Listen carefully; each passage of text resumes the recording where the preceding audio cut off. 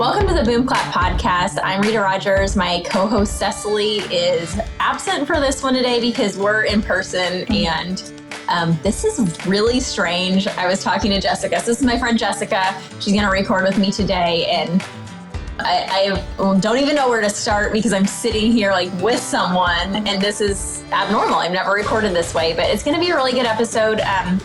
Tell you, I messaged Jessica. This has probably been, 6 months ago now. And Cecily, she had just texted me something. And Cecily had messaged me because we were trying to get this cancer doctor on. We had emailed to come on the podcast, and Cecily's like, she wants $300 to come on. And that's not like a ton of money or anything, but we have never paid someone to come on the podcast. It's like kind of a mutually beneficial thing to come on a podcast. And so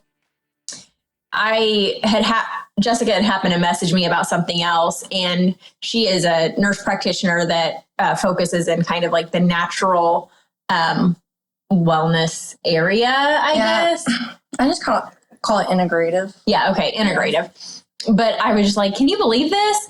And I don't know, you said you must have been in a mood that day because I sent your text back to you and later, and you're like, whoa, I must have been in a mood. But she was basically like, there's so much gatekeeping that goes on in the natural integrative area with practitioners not being willing to just open up and allow for their information to be free, not free financially, but the information portion of it to just be known by everyone, like freely known.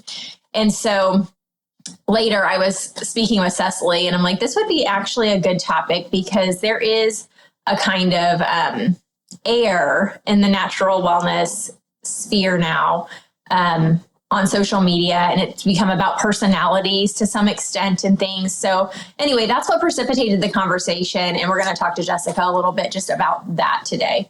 So anyway, thanks for coming on. This is my friend Jessica Alford.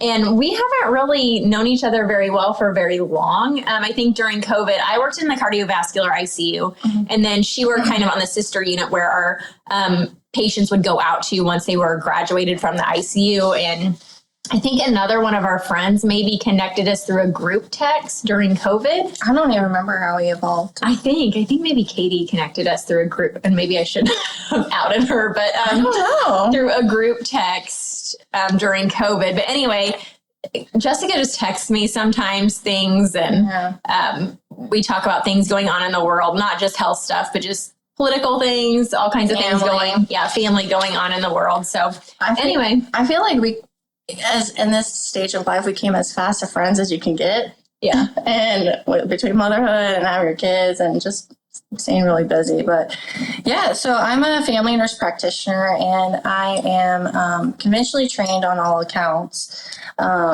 But I have always I've always taken a liking towards the natural stuff. As a kid, I would make facials in the kitchen, and what could I concoct to do skincare, and kind of blossomed into that. But most of the time I was more like erring on the conventional side of things.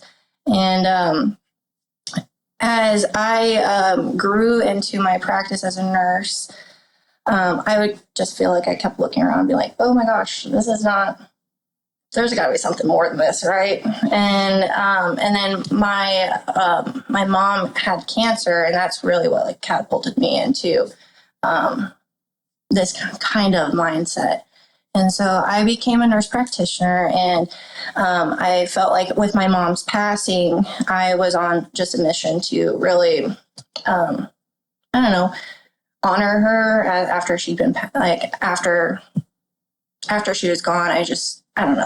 I'll get emotional talking about that side of things. But whenever I felt like I was on this mission, I was like, oh my gosh, I found what may have worked. Maybe I could have like helped my mom, and you just get on this road. And then so I was like, I'm forging my way, but then I kept feeling like I was meeting adversity and like difficulties of trying to like, where do I even start? How do I learn this? Where do I go? And if I go down this path, I could be easily spending upwards of $15,000 just to get a certification that kind of means something, but not much. And so it's been really challenging to get a hold of information, and then now, you're trying to bring someone on your podcast, and it's going to cost, a pretty penny for it. And it's just kind of, I don't know what to say about it too much, but it is frustrating. Yeah. So, well, I would just say, I have seen, when you said that,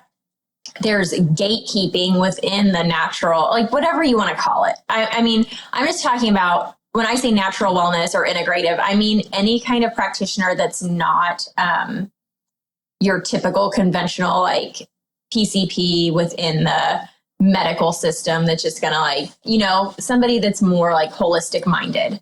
And when you said that, I'm like, that's so true, because it almost seems like throughout COVID, it almost catapulted the integrative holistic space into a new, people really noticed that was necessary.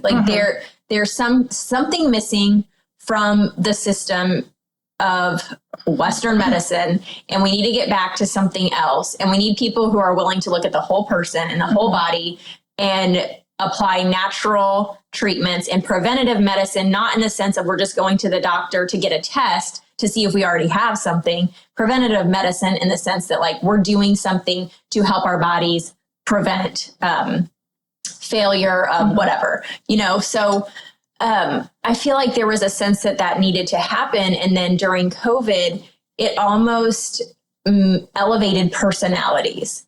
Does that make sense? And then it became about I want to be the one to tell the people about this. And this is my information to share. Yeah, I mean, there's a couple angles of that I look at. When a lot of the information, ironically, I think is just going right back to old practices.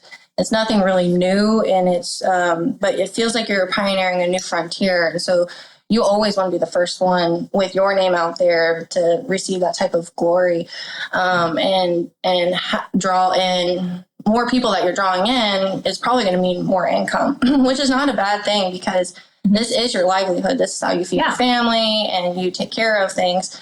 But I think the nuance is when does it become too much? What's the set price point? If she had had it $0 to $150 or $300, where would that have been acceptable to people? And I think that's where the challenge comes in with healthcare, because it is how we feed our family. And likewise, whenever sometimes I feel like I get into this space, because this is something I've been fighting for, moving towards for about a decade. And then I have these thoughts and these notions, and I'm fighting for it, I'm talking about it, and people look at you like you're crazy. And then eventually it blossoms into everybody starts accepting it. And I was like, wait, where was this 5 years ago? And so it's kind of stinks, because then a lot of people start catching on the train, and it makes it easier on one hand for you. You feel like you can fully talk about these things. But then on the other hand, it's I don't know.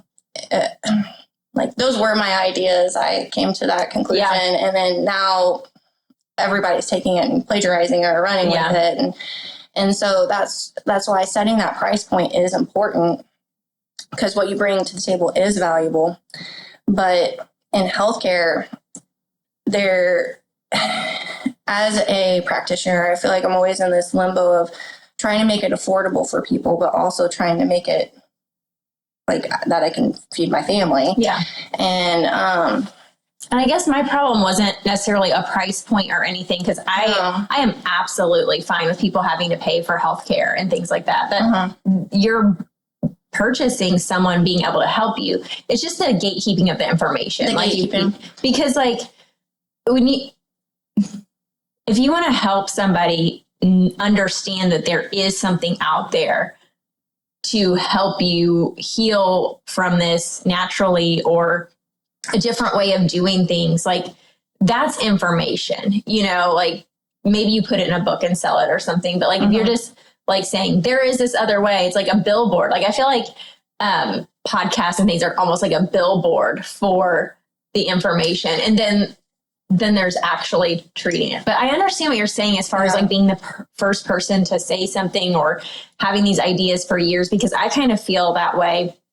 And maybe I shouldn't even say this because I didn't feel that good when I talked to Cecily about it the other day. But like, I almost feel that way with all of the things going on in the MAHA movement. It's like some of us have been really projecting that information out for years. And then it feels like there are people who have been elevated to speak about things, and they're like making a living now, literally speaking about things. Like that is their livelihood. And they only caught on to it after COVID, after it was a thing, and they haven't lost anything. Like some of us, like I don't know one nurse who lost their job during COVID who actually has been elevated to speak about all of these things. Yeah. And like, we just kind of lost everything. And it's like, hey, you can have your little platform, but somebody else who has a big name is going to be the one to make money off of it. Yeah. I mean, you're willing to risk it all and have people, look at you a certain type of way. But it's kind of the same thing with what you're saying. Yeah. It's a parallel. It is a parallel. And so it's very frustrating. And then I think in healthcare, we, with the gatekeeping of information, you do want to protect what's yours. And, but also how do you freely, it's such a delicate balance. It is. Of trying it really is. And so as nurses, we are often taught that we're just angels and we're selfless and we just give and give and give. And at some point that kind of becomes like a predatory type of notion for corporation. And then you give yourself to a point where you give yourself all away. And so, you have to find a way to protect yourself and keep your information, but also make it to where it's still available. I don't have the answer to that, but the air of what you said of healthcare practitioners and I've also noticed a trend that they're not even medically licensed. They just went and did a certificate and then they're giving all this information. And it's like, you didn't go to the schooling for this. And I'm like, I think you could just use your brain. You don't need a certificate for everything or a license for everything, but people start catching on to the movement, and that price point may help you separate what could be good from bad information. But then people set a high price point and it's just a scam. I'm going to say, like, I don't know. I have so many mixed feelings on the license, not even mixed feelings really on licensure, but I feel like anybody, like we're in the age of the internet. And so I don't feel like anybody can just go and like be a doctor. That's not what I'm saying. But I worked in a hospital where I saw doctors pull stuff up on YouTube before they went and did it, like the residents. And so it's like, I have that same access to YouTube. You know what I mean? Like they're literally going on YouTube before they go and do like a chest tube or something. I'm like, okay. So why are you making fun of that person who just Googled something and asked you a question about it? I don't know. Like, and to the same thing, like I've just like a few months ago, one of my friends called me because her daughter had these like spots on her legs, and the doctor had told her, I can't remember off the top of my head what the doctor told her it was. I'm like, that's clearly a vasculitis. Like this is a post-viral issue. Like she needs to be treated. And like the doctors that had seen this girl didn't diagnose it correctly. And this has happened multiple times. And I'm like, I know I do not have the license to be a doctor, but I can research and I can see things with my own eyes and use observation and over the phone be more helpful than some people that are fully licensed. So I don't hold this licensure as a holy grail. I know you don't either. But anyway, so I don't know. I don't really feel bad about somebody going and getting a certificate or just researching and being able to help someone.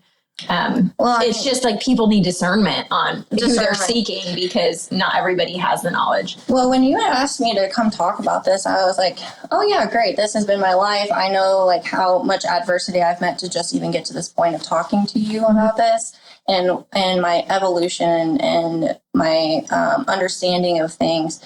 But I don't have I don't have a certificate because truly I use my brain. Like, go back to Bio 101, try to use it. It's a novel concept. I know, but and that's the thing is like, okay, spend $15,000+ for a certificate that still has a loose concept to it, or just go back to my books and use my brain. And so at the same time, in my journey as a nurse practitioner, I've ran into a lot of challenges with, finding a job and trying to find my footing into integrative healthcare. And I always had a vision of maybe one day opening my clinic, and that I currently don't have my own clinic that I run, but I did start my business prematurely now with the phase of life I'm in, and I've postponed it. So maybe in a couple of years you'll catch me with a business, but right now that's on pause. But in that time of having my business, it helped open my eyes to the business world of healthcare. Yeah. And you will get walked over if you do not have that barrier. And a lot of times for healthcare practitioners, your information, you're paying for advice. And so if someone is, as a practitioner, you are treating them, but you're ultimately paying for advice. And so that price point is one of the things that you can barrier yourself to. And then just in general, people like corporations have a tendency to use administrative folks that don't have that licensure, and they want to profit off of your skills and brain, essentially. And I think medical doctors, nurse practitioners, PAs, we have lost a lot of power, and trying to take that back. Yeah. But we can move on to maybe some of the things that are trending in the natural wellness world. One of the things I'd ask you about was the GLP-1s. I think we have similar but different feelings on it. I feel like it's kind of not a scam, because I think they obviously do help certain people, but I feel like it's trended to the point that everybody's just grabbing onto something that's an easy fix. Yeah. And maybe we should tell people what GLP-1s are first. Okay. If they don't know. It's like, I think Ozempic is the one mainly people will have heard of. Yeah. Ozempic's probably the one that really helped ignite the social trend for utilizing it as weight loss. And Ozempic is intended for people who are diabetic, and then Wegovy has on-label use for weight loss. And then Mounjaro and Zepbound came on scene, and then what happened was those medications became in short supply. And that allows compounding pharmacies to come in and start making the compounded version. So what we witnessed with the surge in that is the ability for compoundings to take the generic and make it. And I did not want anything to do with it at all, other than for diabetes. But then I got put into a position where we were working towards a weight management program, and I was like, okay, I guess I should learn more about this. And then through time, I realized that, okay, I think it really boils down to how you go about it. And let's really focus on that. And you always want to work on your lifestyle interventions first. But there are truly some people that I really believe that they have done that, and it's just not getting them anywhere. And then when we have incorporated this, it's like, it's working. It's finally they're seeing the changes. And so if you start looking at weight as a symptom, for a lot of people, that could be something that's helpful for them. But I definitely ran into a handful of people who probably didn't like my thought process on that. And they were like, I just really want the injection to lose weight. I don't plan on making any changes. And I'm like, okay. And then they would usually find another provider who would prescribe it for them in that manner, and they had to put effort in. So we had them come in the office every week. We would check in with them every month, as the nurse practitioners would. And so we were very involved, and it took a time commitment and financial commitment. And so a lot of people have been successful with utilizing it. And we talked about nutrition and how to improve that in the process. But yeah, I think it could be a great tool, just like anything. It could also be really bad. Yeah. The way I think about weight is just so maybe different than the norm, because I don't think weight is always a bad thing, like not being a certain weight. Does that make sense? Like, I think that if you are doing the things that you are supposed to do to take care of your body and you're not a certain size, maybe you are just made a little different. Like, I don't think I don't know. I hear you, Rita. I do. I know, and I'll just use myself as an example. I have a certain stature. I'm always going to be that. I know that. But at the end of the day, I have had to take a long, hard look at myself throughout the years and like, okay, where am I at metabolically? And I'm currently in that process too. After having babies, I am like, I can't get this weight off of me. And I don't use the medications. But I will say I have done myself as a test subject, because struggling with like your fasted glucose, that's something I've struggled with. And I'm like, what is going on? Like, I do all these things. I'm very, maybe I could use more discipline in it, but I did track my fasted glucose for a while, and then I did a dose of the tirzepatide, and sure enough, the next morning my number was better. And I am someone that is very forward and trying to like, don't stick your head in the sand either. Like, love you, like yourself as you are, where you are, but also like, don't stick your head in the sand either. But I also know like, I'm never going to be a, size 0. And I don't think I ever have my whole life. So I hear you on that, but there's a lot of people that struggle and they do all the things. Yeah. And it just doesn't quite get it there. So I don't know. I just think like we've looked at like morbid obesity. Okay. Like and there's so many people that just like literally live on McDonald's and everything. Like, we have a serious problem with weight in our country. We do. But I also think that we've like looked at that as the holy grail of health. Yeah, and there's a lot of people walking around that aren't healthy, that are a size that you think is healthy. That is very true. And that's like, that goes back into discernment and trying to pay attention to your own body. Because I think this is a very important topic of talking about healthcare, because at the end of the day, when everything is taken away and all you have is yourself, you have to make sure that you've taken care of yourself. And I often find that when people are feeling their best self, it's encompassing a high energetic state. And you should be able to eat freely. You should be hungry. You should be able to listen to these cues. You should be able to eat those carbohydrates and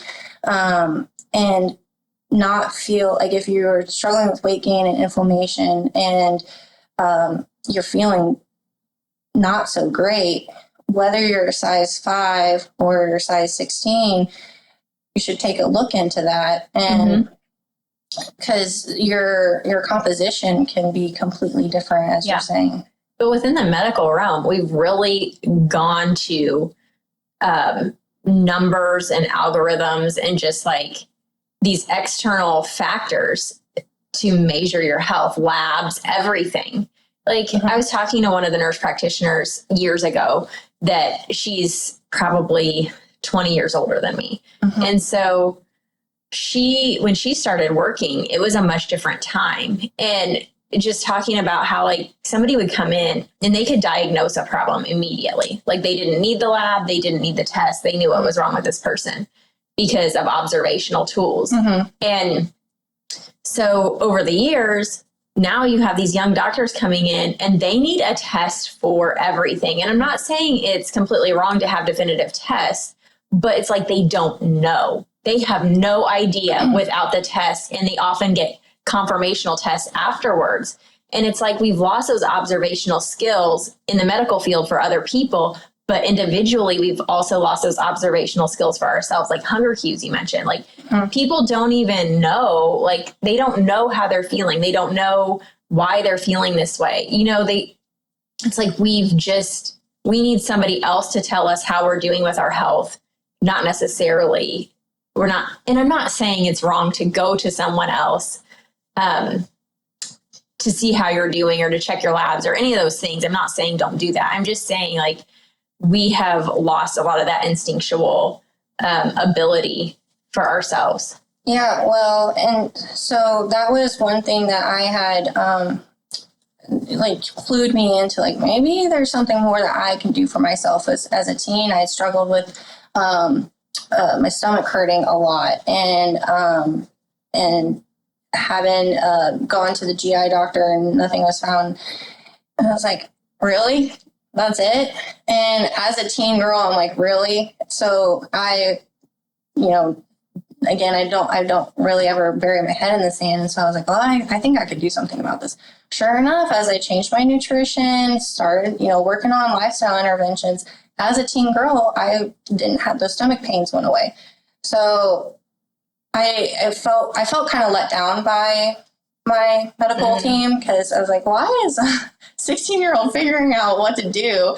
And so I think in one way it was very empowering. Most ways it was very empowering, because it's helped lead me down this path of, like, well, I can figure this out for myself. But sometimes you do need guidance, and that's where the information comes into play. And I feel like when you are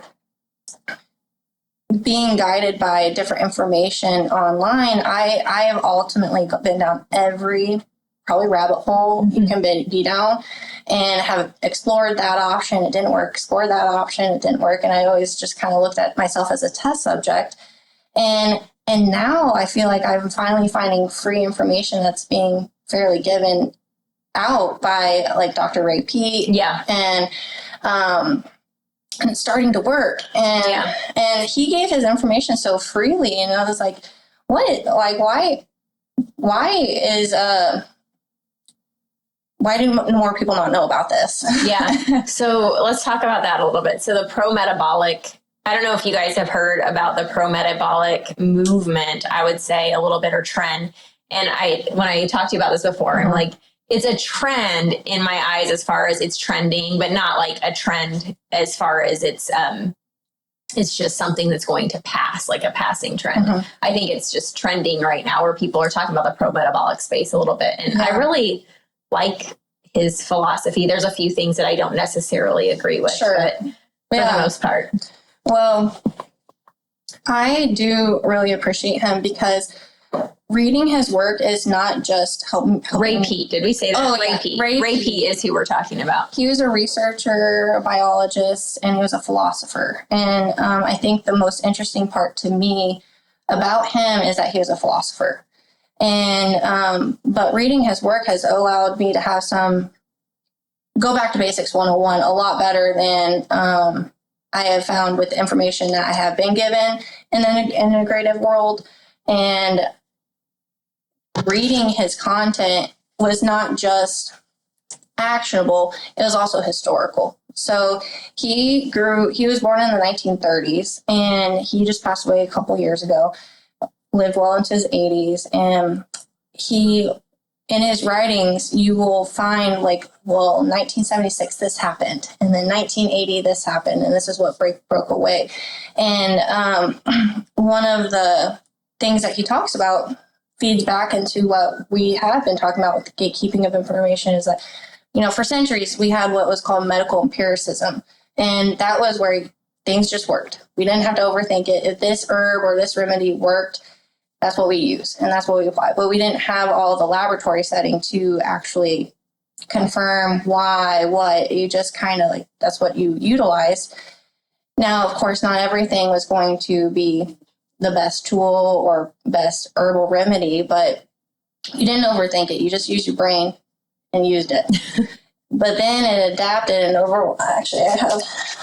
it adapted into a different concept, where you didn't focus on what just worked. It turned into theories and theoretical concepts. And I think a lot of that shift started in the Flexner report of 1910. He was the biggest competitor to the allopathic remedies, was going to be herbal remedies. And so he was a man that kind of went on a rampage, I guess, throughout the United States and helped reshape the mindset of people towards herbal remedies in favor of superior remedies through allopathic medicine. And that's where the concept of and thought process towards alternative stuff is considered like quackery. He used that kind of language to negate the usefulness of it. And that's when rural healthcare practitioners who could diagnose upon a visit without anything and just their stethoscope in their little bag to now moving into the university setting and having that microscopic level viewing the body.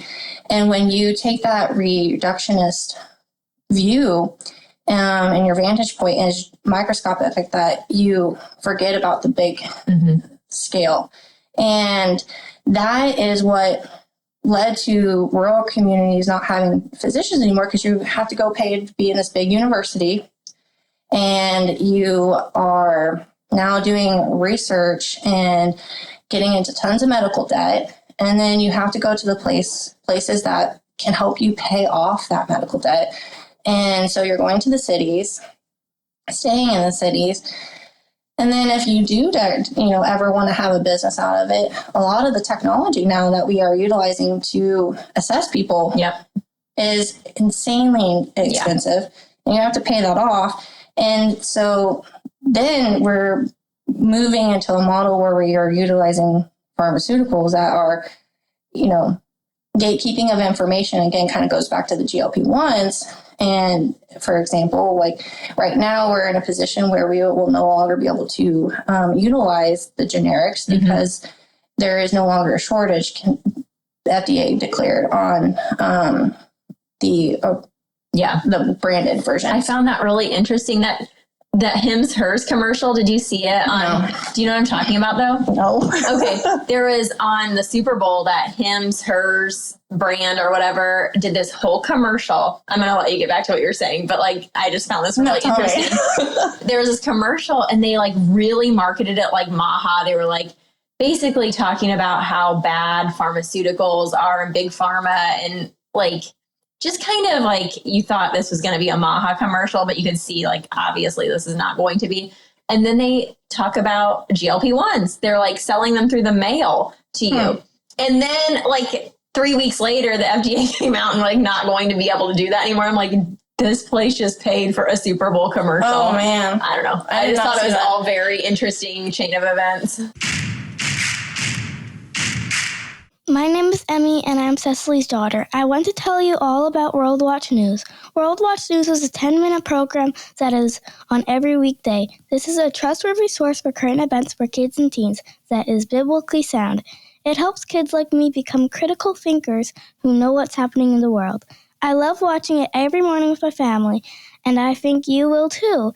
Click the link in the description and use the code BOOMCLAP25 for a 90-day free trial. You've got nothing to lose. Moving into the allopathic world, as what we've experienced, it's been challenging because those skills are lost, and you're trying to find people that are skillful in that. And it's hard to come by. So, yeah.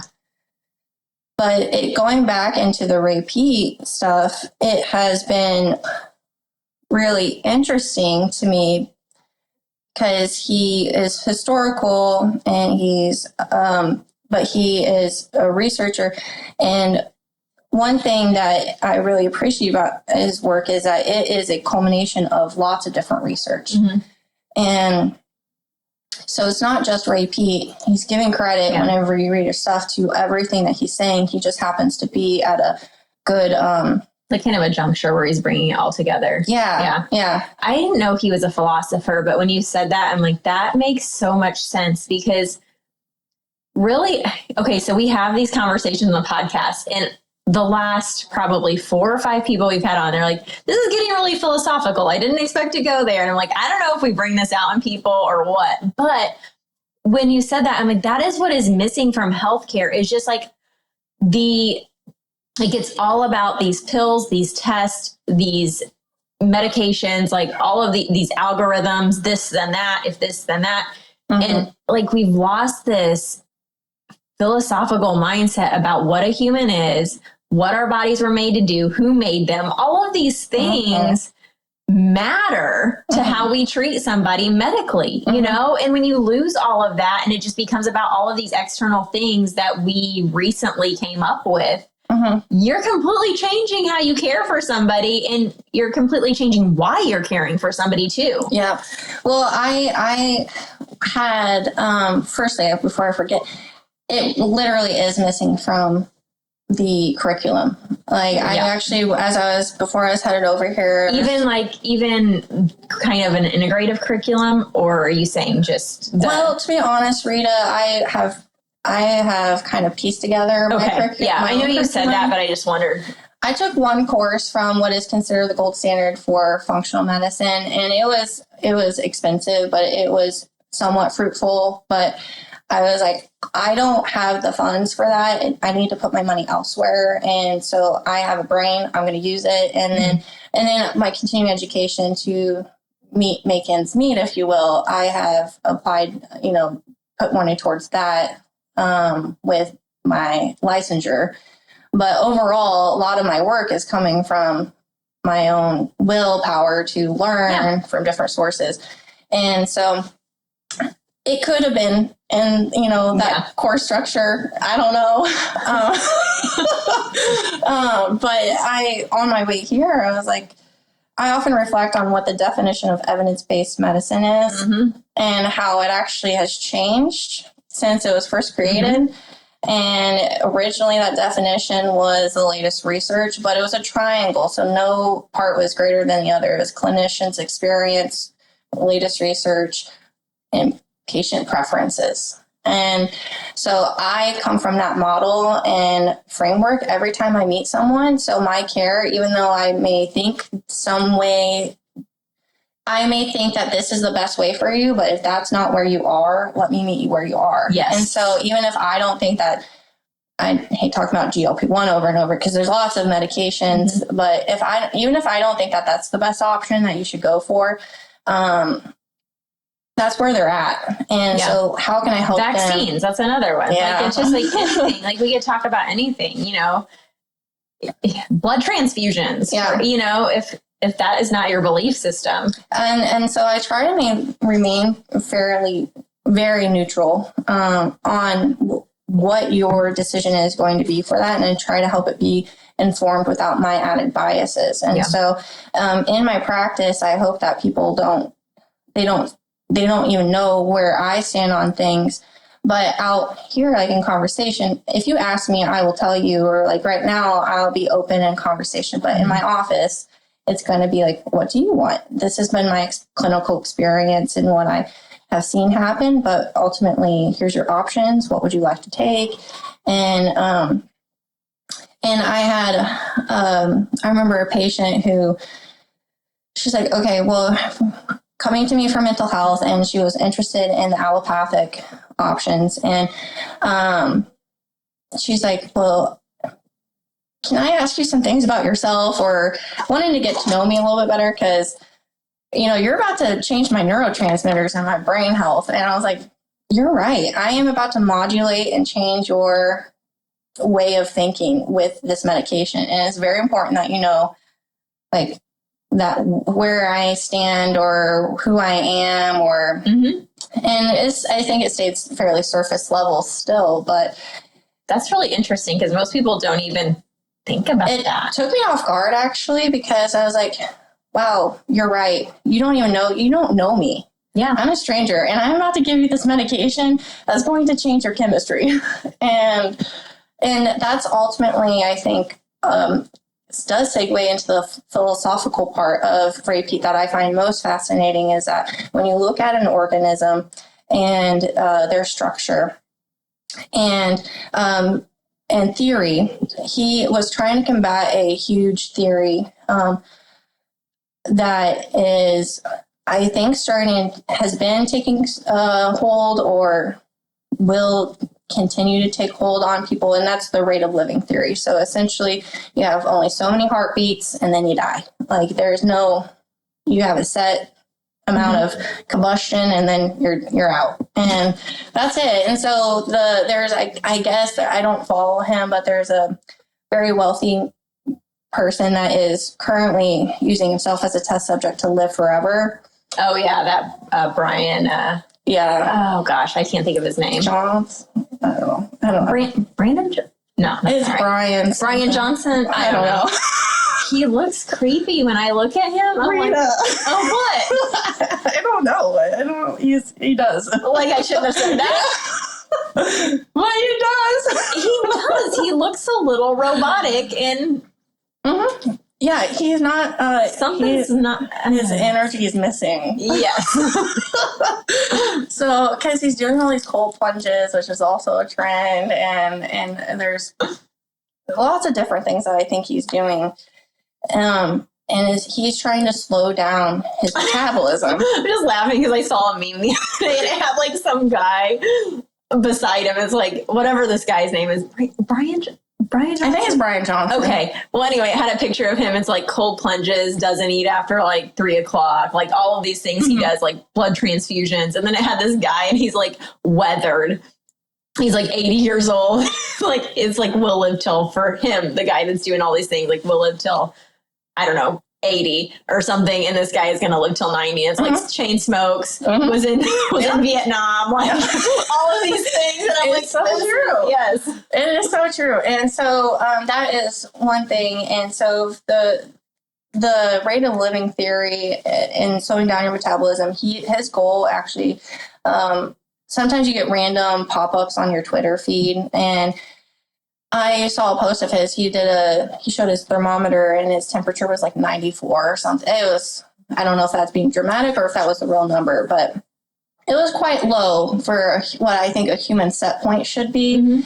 And, but his viewpoint is that that's slowing his metabolism down. And I don't know if he wants to become an amphibian or what, but it looks like that's working. I guess he does. I'm sorry. He looks strange to me. Well, and so, yeah. So, ultimately, Peat is like, no, if you are not hungry upon waking, you're living off your stress hormones. If your appetite should be ravenous, like it should be hungry, you should be able to burn calories, should be able to eat, maybe not everything. And that's one thing that there's the nuance. You have to have discernment because you have on allopathic side, calories in, calories out, just move more and eat less and it'll be fine. Well, tell me then why in this weight management program, I'm seeing women that are having, in particular, men, a lot of my caseload's been women, but they're really truly eating like 1,300 calories. And they're by definition overweight. They struggle with adipose tissue, can't get it off, and they feel upset and down and out on themselves because they are set to a standard of what they should look like. And it's really frustrating for them. So then if I look at their basal metabolic rate through a composition scale or something, I'm like, well, you only burn like 1,300 calories. And I feel sad for them. And the GLP-1s limit appetite even further. But it can. And so I was like, if I give you this, where do we go from here? Your body needs at least 1,500 calories to get the bare minimum micronutrients in a day. And if we're not hitting that, what do you like? Your processes will start breaking down and not working properly, and you're living off stress hormone and high cortisol.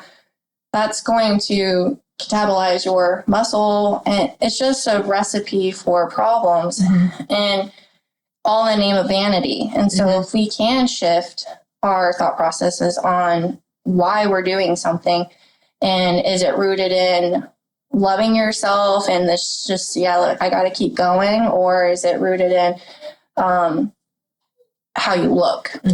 And And so there's a lot of people that take the advice of just calories in, calories out, and it ends up not being, they feel worse and they become low energetic. And so Ray Peat was trying to go back to Basics 101, looking at the stress hormones, and in his opinion, you should have a high temperature. The heat up the processes. Obviously, if you have a severe fever, you're gonna high temperatures will degrade or make you lose enzyme reactions that are important. But if you're at a low temperature and you lose the enzyme reactions, they go dormant, then you aren't going to be able to create the process and pathways that create you and keep the flow going, if you will. And so his Dr. Ray Peat would talk about metabolism, how it should be high functioning if you want to feel your best self. He was not afraid of carbs, like low fats. And so you have those two metabolisms that you should hopefully be able to readily shift between. So you have your main metabolism with your glucose that you want to run off of it, and then you have your backup systems. Yeah. And so a lot of diets, and the ketogenic diet, also have tried that. It works in the beginning, but then eventually you're like, oh, I can't do this. And then you gain all the weight back. Same with the GLP-1s now. If you're not mindful of how you do it and how you structure things, the appetite will return. But it is good to have an appetite. It's okay to have an appetite. And you should wake up hungry. And if you don't, that means either maybe you did overeat the day before, ate too late, or you are running off of cortisol and adrenaline. And that's why my fasted sugars, I think, are ultimately overnight. I'm having adrenaline, cortisol spikes for me. And I'm trying to work on that and reshift how I feel, because some people will wake up, their liver glycogen stores will deplete overnight, and it'll trigger cortisol and adrenaline. And then you wake up with a racing heart, you feel anxious, and you just don't feel very good. And so I feel like if I went to a standard provider, I would probably be diagnosed with depression and anxiety, medicated, or with things that are not actually going to help me feel better. If anything, I'm going to get put on medications that will decrease my metabolism further, lead towards weight gain, and kill libido. And so, like, when you have someone that is in that state and they don't feel very good, like, why would I want to add that to their problems? Yeah. And we're doing that for a lot of people. A lot. And a lot. Like the medical, like the antidepressant thing, the medical community like believes in that. So like the amount of people I worked with that were on antidepressants is insane. Rita, I just actually had this conversation with my coworkers the other day, this week, about how I was like, I don't like, I'll freely tell you like my health and my history. And I think it's important that you kind of do know who's giving me health advice. And like, so on one end, I'm like, I've been part of the trenches. On the other hand, I take different paths for my own health. So I feel like if I'm going to do this, I kind of should be able to give that advice to you too. But I was working the floor probably 2018, 2019. It was before COVID. We actually had a few minutes together, the five of us nurses, and we were at the nurses. Like you and your coworkers? Yeah. At our old workplace. And we had time at the nurses station. And we got to talking about mental health and like being more accepting of it. And at that time there was more stigma attached to mental health. So yeah, I hear you. Well, they all started opening up about their health, and all of them but me were on medications. And it was rooted in trying to get through like the difficulties from the job led them to needing to be treated for their mental health. And I was like, these are not good statistics here. No. And okay, this is somewhere I didn't plan to go, but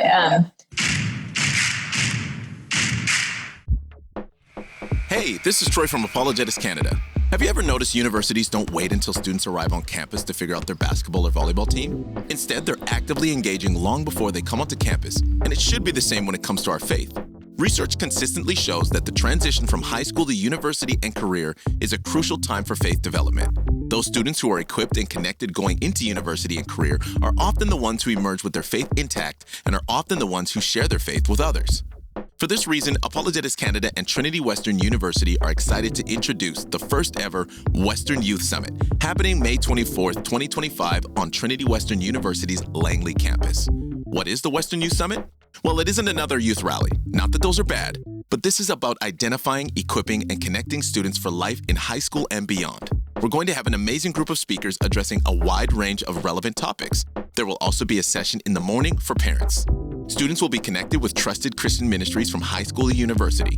For example, if your son or daughter is heading off to university, we want to introduce them to campus ministries long before they get there to help them transition into Christian community. As well, we want to let them know about various scholarship and award opportunities. Early bird registration ends April 14th. Spots are limited, so head to the website westernyouthsummit.ca and register today. Make sure to follow Apologetics Canada on our socials for more details. Somebody who is overseeing a lot of things in the ICU, I'm just going to put it that way, was on a boatload of antidepressant and mood stabilizing medications to the point that they basically said they couldn't even cry, like couldn't even, like had no feelings is basically what they said. And so I know a lot of other nurses and staff were on that. So I'm like, how do you oversee situations that are life or death and make decisions within a healthcare setting when you have no feelings and no emotions? That is incredibly dangerous to me.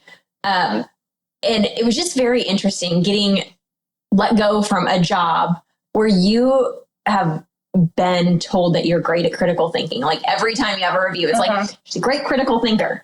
But then like when you critically think the way they don't want you to, and you're being told this by people who basically, like if you don't have, I'm not saying rely on your emotions. I'm not somebody who relies on my emotions at all.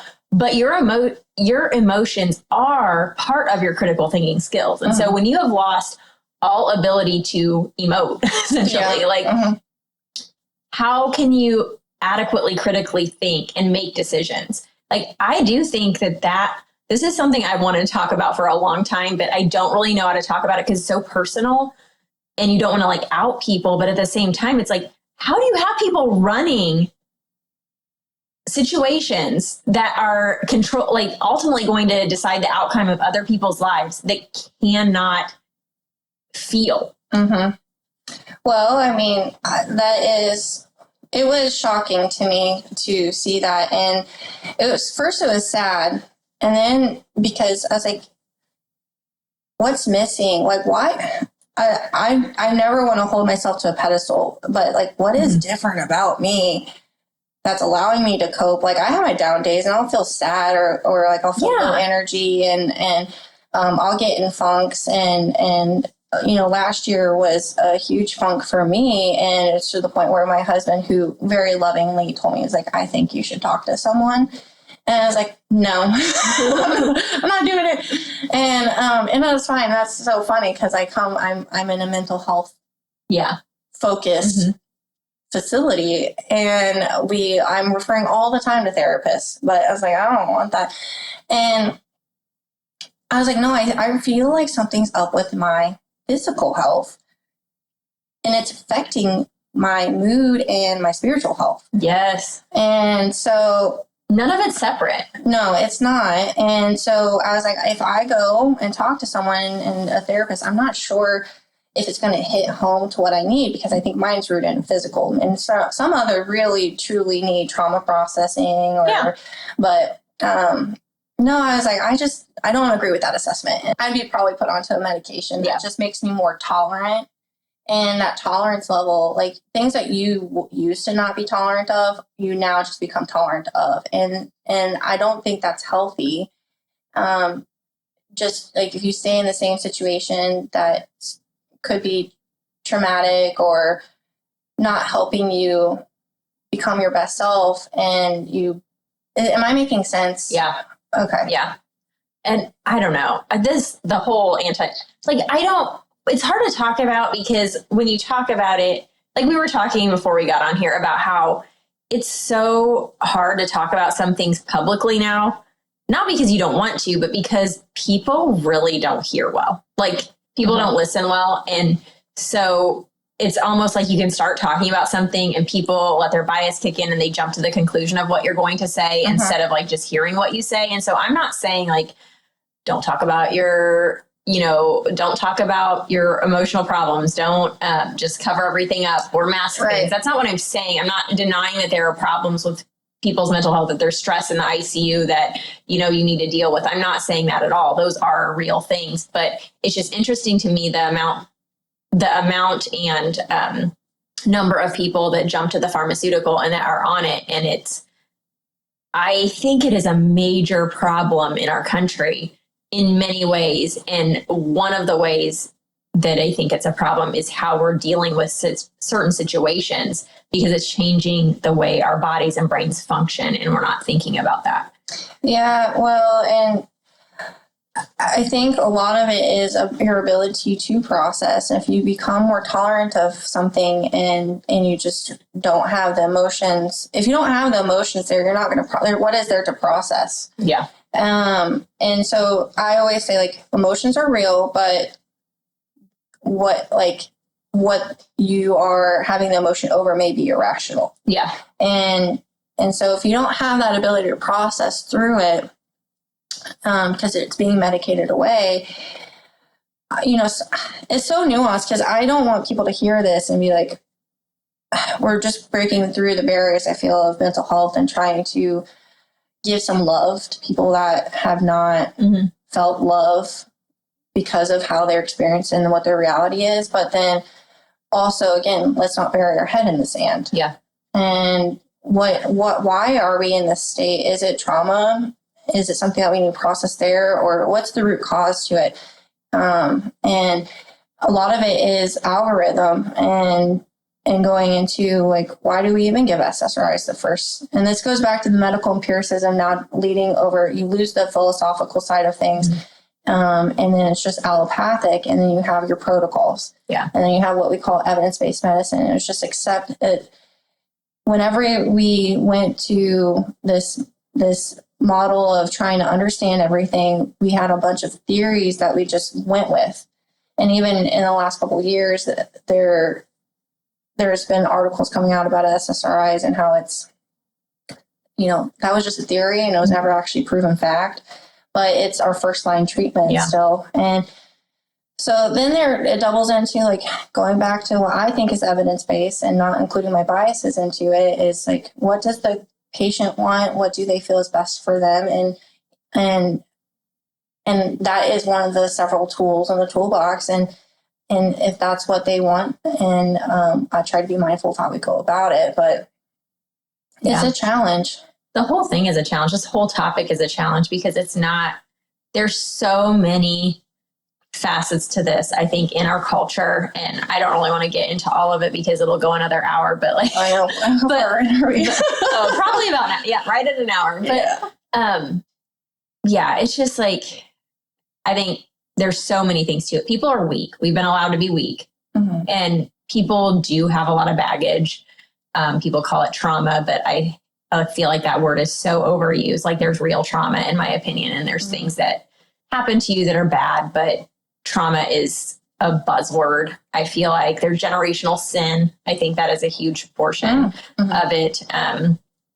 And we overuse and rely on medications. We don't take care of our bodies physically. We don't have a real spiritual life. We maybe go to church, but a lot of us don't have a real spiritual life. I think there's just so much that goes into it. And we're just kind of at that point where it's all culminated and come together. And you got medical people trying to fix things with their medical ways. You've got church people trying to fix things with their church ways. You've got people in the natural world trying to fix things with their natural way. And I think in some ways it needs to all come together. And that's where the integrative comes to me. And let's bring this home. Yeah, I bring it home. Because we really, there's so many more rabbit holes we could be going down. It's just be several podcast episodes, but like back to the repeat conversation is what I think. So he's historical, he's actionable, and then he is his theory. So whenever you bring into the rate of living theory, where you're just given so many heartbeats and you're dead, there is no, what's the point? What is the point to living? Yeah, I don't know. So like, you're just trying to, like, should we just sit on the couch and like hope that we don't let your heart rate go up? Yeah, no, you turn back to dust, and that's it. And so then I don't know if I haven't yet been far enough into his philosophical rabbit hole to know if he truly, if he believed in the God of the Bible, but his questions is like, if you start questioning that, then it's going to lead you into the organism and the structure. If you're high energetic, it's coming to a point. Energy, his hypothesis was energy and structure are interdependent at every level. So if you have a high energetic being, and that's that all their structures are going to be dancing and flowing and staying in place. And when you start having low energy, you're going to have a breakdown in that structure, and it's going to be chaotic. And then it could grow to a point where it's cancerous. And so I often think of if we're going back to a spiritual or faith-based approach of like, we have the one true God, and we have everybody else is part of that. And then you have a very important role. You're beautiful and you are part of the structure. But then whenever everybody becomes their own little miniature God, that structure will start dissipating. And what once was a healthy stomach, it's no longer, you start having problems with it. It's interesting to think about, yeah. And it's not functioning well. And if you look at organizations from beekeeping to business structure, and you have to have, it gets to be chaotic if you don't have your structures in place. And so I don't know if we have time to go down the rabbit hole, but if I can predict, what I'm seeing is a shift in healthcare and integrative world is to going back to these practices, and people realizing like maybe what we've been doing the last 100 years isn't hitting home, and now we're going to do these alternatives, but the alternatives will flow back into meditation. It's all about the intention. So new age practices, it ends up being. And that's when you said, if all of us become little miniature gods, I'm like, well, that's pretty much where a lot of these natural wellness practitioners are going. Yeah. And so we are going to find eventually that still we're not as healthy as we can be, because we're relying on our own understanding. And we were like, I don't know, I'm bringing it back home with free knowledge. Yes, I know what you're saying. Yeah. So, yeah. All right. Should we end there? Yeah, I guess. All right. Well, thanks, Jessica, for coming on with us. Great conversation. Yeah. I don't even know how to end. Like, we're sitting on the couch together. This is not our norm. Probably continue the conversation after. Yeah. So anyway, thank you so much for coming on. If you want to find Jessica outside the podcast, where can they find you? I am on Instagram, jessicaalford.aprn. I'm not crazy active on there, but I am on there. So you can go find her there, and you can find Cecily and I at Boom Clap Podcast on Instagram, and you can find Cecily at cecily.dickey on Instagram, and thegracetogrow.com. You can find me, Rita, at ritarogersco.com, or Rita Rogers Co on Instagram. Thanks for listening, guys.